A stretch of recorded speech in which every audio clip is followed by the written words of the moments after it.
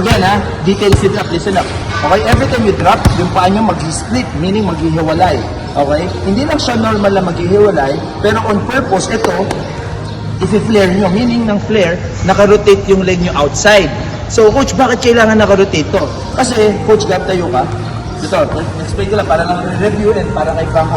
So, pag ito kasi naka-flare, yung momentum o yung force, makukuha ko yung angle dito. Unlike kapag naka-spin position ako, ang momentum pa ganito. Okay lang yan kung multo kalaban ko. Kasi nung may katuhan pa yung kalaban ko, di ba? So pag ganito, i-contain lang ako. It's either i-contain ako or matcha-charge ako.